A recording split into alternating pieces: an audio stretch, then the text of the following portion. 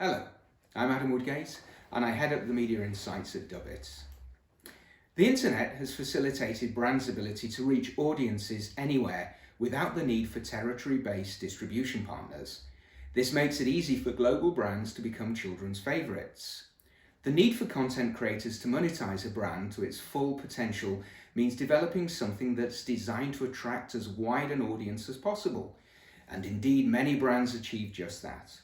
However, far from wiping out local competition, in many countries, global brands live alongside and are often beaten by locally originating properties. What drives the love for homegrown content? There are various reasons for this, including cultural sensibilities and sensitivities, genre preferences, and the proliferation of devices available in homes for kids to use. We hypothesize the trade-off between global and local is not uniform across platforms. Games and apps are too expensive by and large to produce on a local basis, so global brands and games fill in. Social, however, is more regional. You have WeChat in China, WhatsApp in Europe, Facebook Messenger in the US. And in television, content is often specific to a country, but commissioners will readily pay for global hits that attract large audiences. And also, they're looking to sell their programs abroad to raise some revenue to invest in future programming content. The data I'm sharing with you is from our twice-yearly Dubit Trends study. Dubit Trends is an online study of children aged 2 to 15 and their parents across 20 countries. In any 12-month period, we interview 16,000 respondents to gather insight on their media and tech use, brand and content consumption, their journey to content, and the channels and services they use to get to that content.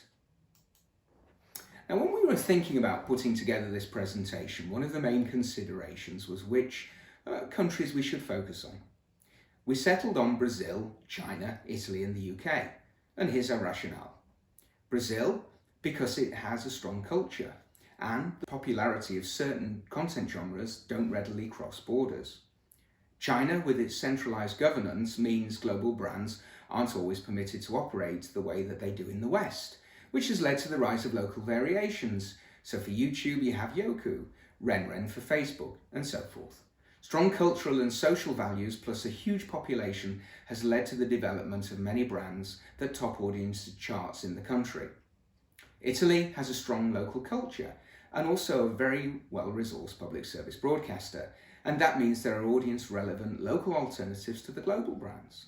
And in the UK, we share the same language with the biggest producer of content in the world. But there's no need to dub or subtitle, and that means releasing content here is at a lower cost than elsewhere in the world. Now, I've already mentioned cultural sensibilities and sensitivities, genre preferences, and the availability of devices in the home influences the brands and content kids choose to engage with, and possibly even become superfans of. Let's take a look at the tech that these 6 to 12-year-olds have use of. Now, almost everyone can access a television screen, at least one of them anyway. But the same isn't true for tablets, smartphones, and other tech. 6 to 12-year-olds in Brazil and China are more likely to be accessing content via a smartphone than they are on a tablet. So, you've got an idea of the devices kids use to get to content. Now let's look at the content they engage with. And first, let's look at the sort of content they prefer. So here's what we know about the most popular genres. On screen, you can see the top 5 from our latest Dubit Trends data for the 4 countries we're investigating. And it's ranked from 1st to 5th place. Humour is universally popular across the 4 countries. Action and adventure is the most popular in Brazil, but is only ranked 5th in China and Italy. Music and singing is 3rd in Brazil, 5th in the UK, and yet nowhere in the top 5 in China or Italy. And it's these differences that are one of the factors in whether the audience choose content that's local or global in origination. And when we look at the most popular video formats for 6 to 12-year-olds, we see the differences between the countries. Animation was traditionally the most popular format for kids of this age, but as technology has changed, there are typically fewer kids with their own TVs. Households are compromising around what they consume, which means kids are engaging with much more generalist or family-oriented content, which, with the exception of a handful of extremely well-known properties that you probably don't need me to mention, are mostly non-animated. So that's an idea of the genres and formats in the 4 countries, but let's now drill down into the most popular brands overall, across toys, apps, social and television. Now the way we do this is to ask children to name the 3 brands they really like the most across toys, TV, movies, games, apps and so forth. We then analyse and rank the results.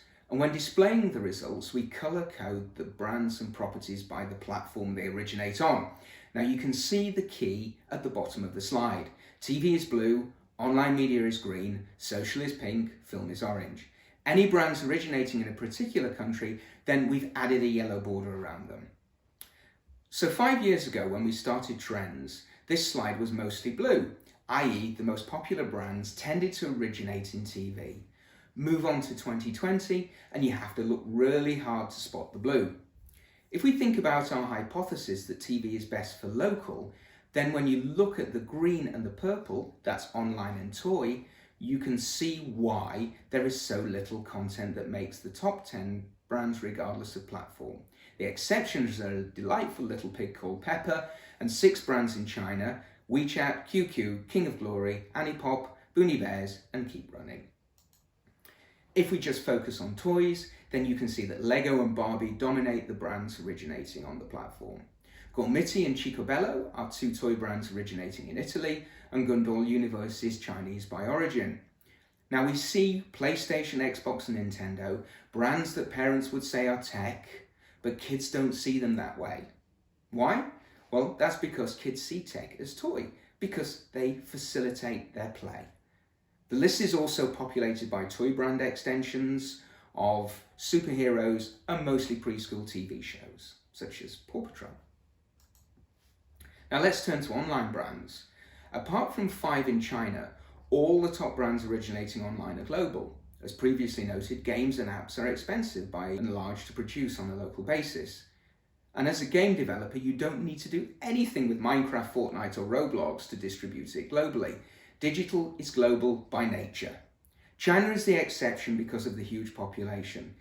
It makes it cost effective to produce digital products locally and with a huge potential for any digital project they create. And when we come to TV, as we hypothesized, we start to see more locally originating content. In Brazil, 5 of the most popular shows originating in TV are from the country. It's the same for the UK. In Italy, 3 shows originate in the country, plus you have the global franchise X Factor Italia, which has been marked with a pink border just so you can see it stands out. Second, just behind Winx Club. Whilst predominantly local in nature, TV has become more global as producers develop formats which can be monetized through licensing deals to create locally produced versions. I'm thinking Dancing with the Stars, the international version of Strictly Come Dancing, Bake Off, MasterChef, X Factor, Pop Idol, and many, many more. In China, 8 out of the 10 originate in the country, the exceptions being Peppa Pig and Ultraman. Now, if we analyse all the data we have for the brands and properties that kids mention, we see that China generally has the highest proportion of brands originating locally, whereas Italy has the lowest. As we theorise, TV is where we see a greater proportion of brands originating locally. More than half of the top 50 brands in China originate in the country, with just under half the top 50 TV brands in the UK are produced in the UK. I thought it would be good to see what's happening with preschool kids and teens in terms of whether the most popular content is local or global. Whilst the blue of TV is more predominant with preschoolers, the most popular brands are 3 global properties. In digital you have the Fangs, while in preschool you have the 3 Ps, Paw Patrol, Peppa Pig and PJ Masks. As we move through 6 to 12 and onto young teens, we see that online and social dominate the lives of 13 to 15-year-olds. If we do the same analysis for TV, we can see the 3 Ps dominate in preschool, but apart from China, the top 3s are all global franchises. In the teen space, not only are the top 3 shows all originate locally in each country, but not one of the brands is made for kid. So if we look at what all of this means, I thought it would be useful to share this chart with you, which shows the primary motivations for kids engaging with a piece of content, regardless of which platform it's on. If you're making content, it's worth bearing in mind the characters need to be likable. There needs to be a good story to follow, and the content needs to stimulate the audience's imagination, which will often drive that playground chatter, that word of mouth that brands need, the oxygen of publicity. Parents and guardians have to approve, and that's where you might come up against social and cultural challenges. The importance of content being cheap or free can't be underestimated, and you may need to find ways other than subscriptions to monetize. The UK is a good example of where to balance local and global. It's a high-tech country with a high broadband penetration, and most kids have access to a mobile connected screen. In that respect, kids are as readily accessing brands originating in other countries as they are those in the UK. But as easy as it is to watch SpongeBob or Scooby-Doo, they still watch locally made animations like Mr. Bean, Horrid Henry and Hey Duggee, and of course the ubiquitous Peppa Pig. And they also watch a plethora of UK-produced, made-for-kids live-action shows. When it comes to brands originating online, they're consuming the global brands, but does it mean they don't play a game or use an app that was created in the UK? Probably not. But if it is UK in origination, it will have been designed with a global audience in mind to ensure the best possible return on investment. Thank you for your time today, and do please get in touch if you have any thoughts or feedback that you'd like to share.